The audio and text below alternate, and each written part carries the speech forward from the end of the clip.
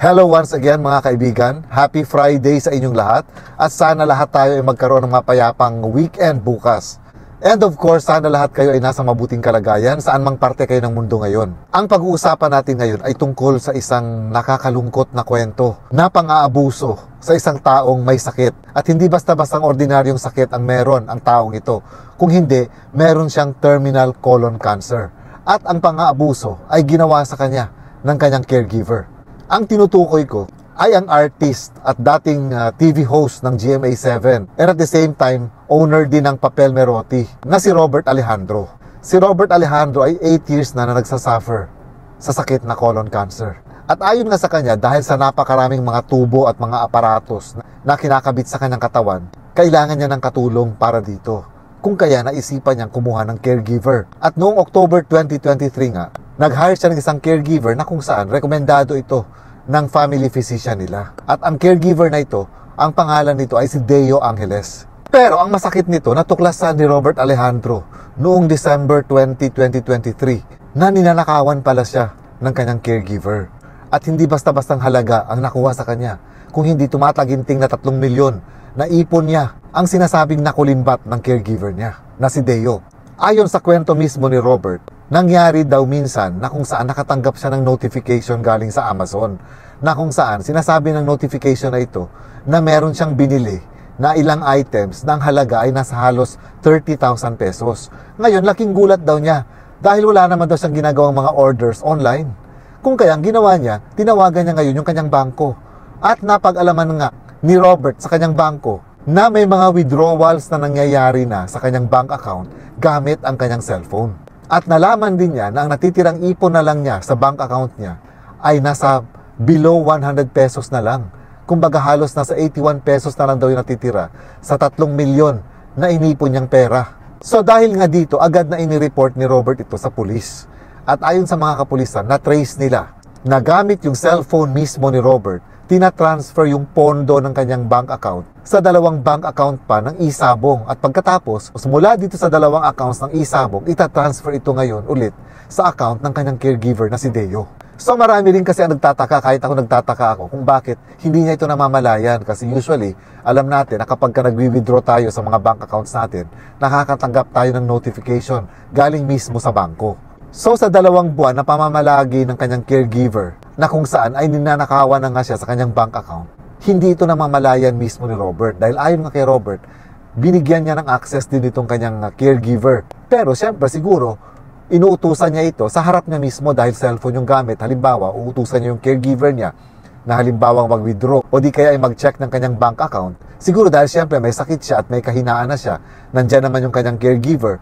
So binibigyan niya siguro ng access yung kanyang caregiver para gamitin yung kanyang phone at i-check yung kanyang bank account. Kung kaya, nalalaman ngayon ng caregiver yung password na gamit niya, halimbawa. And at the same time, meron din kasi nakwento itong si Robert na simula daw na naging caregiver niya itong si Deo for more than 2 months na, nakakaramdam siya lagi ng antok. Kumbaga, lagi siyang nakakatulog. At dito sinasabi ni Robert na sinasamantala ng kanyang caregiver na gamitin yung kanyang cellphone para mag-transfer ng pondo sa Isabong accounts.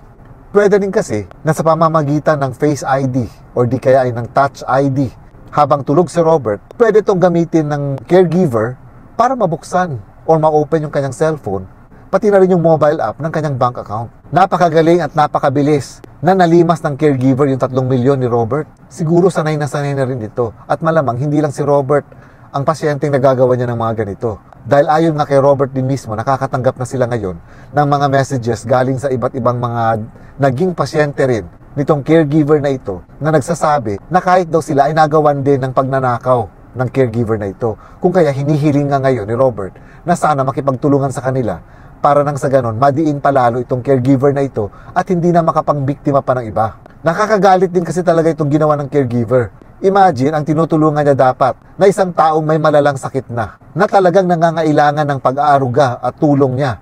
In fact, may sweldo pa siya dito sa ginagawa niyang ito, ay nagawan pa niya ng ganon. Kumbaga, parang siya pa mismo yung papatay dun sa pasyente niya. Kung sinasabing ang terminal colon cancer na itong sakit ni Robert Alejandro, ibig sabihin, wala na itong lunas. Kumbaga, nabubuhay na lang siya sa pamamagitan ng tulong ng mga gamot. At hindi libre ang mga gamot na ito, hindi libre yung mga tubo, yung mga aparatos na ginagamit sa katawan niya.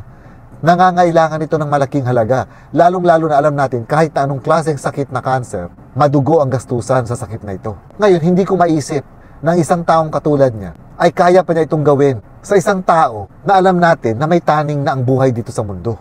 Sobrang sama ng caregiver na ito. Kaya dapat lang talaga na panagutin ito sa kanyang ginawa. Sa ngayon kasi nagsampa na ng qualified theft si Robert Alejandro at nagsumite na rin ng kanyang counter affidavit itong caregiver na ito. Pero syempre, natural, walang magnanakaw na aamin kung kaya itinatanggi niya yung mga bintang laban sa kanya. Totoo caregiver. Yeah. Sa ngayon lang, wala po muna akong masasagot. Matagal na kayong caregiver, sir. Yeah, may mga VIP client na rin ako.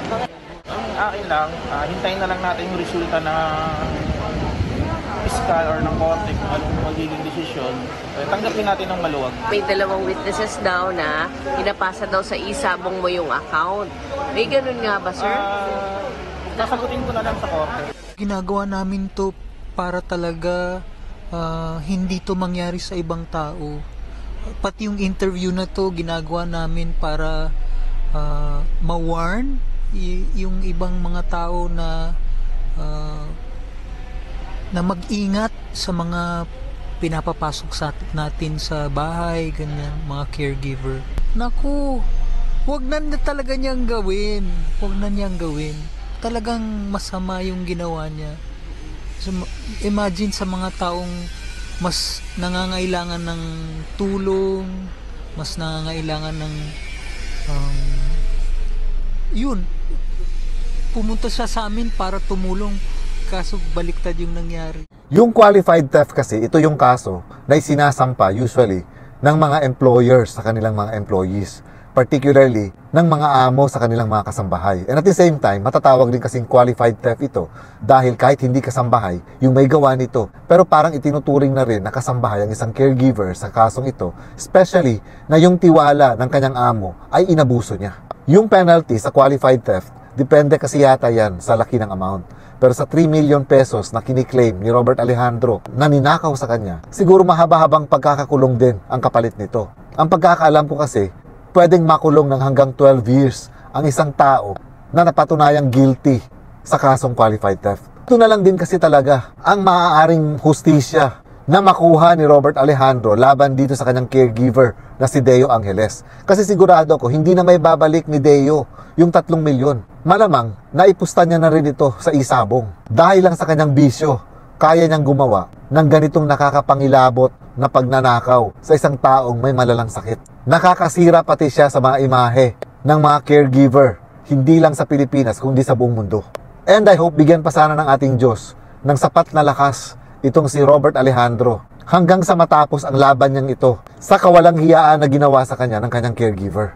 Akala natin sa pelikula lang nangyayari yung mga ganito, na meron isang tao na talagang wala na yatang puso, na talagang mistulang demonyo na yung pag-iisip na kayang gumawa ng ganito. But then here we are, maririnig natin na totoo nga palang nangyayari ito mismo sa bansa natin sa Pilipinas. Na ang isang caregiver na kung saan pinagkakatiwalaan natin para sa ating mga kalusugan na mag-aaruga sa atin ang siya pang papatay sa atin. Hindi ka man mamamatay physically dahil sa pagnanakaw niya, pero mamamatay ka rin kalaunan dahil wala ka ng pantustos para sa sakit mo. Kung kaya, masasabi din talaga natin na yung ginawa niya ay parang gusto na rin talaga niyang bawian ng buhay yung kanyang pasyente, yung kanyang inaalagaan.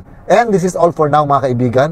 I hope maipakalat pa natin ang mga ganitong balita at maipaalam natin na itong caregiver na ito ay hindi dapat na pagkatiwalaan. Once again, maraming salamat ulit sa inyong panonood. Enjoy your weekend, everyone, and God bless.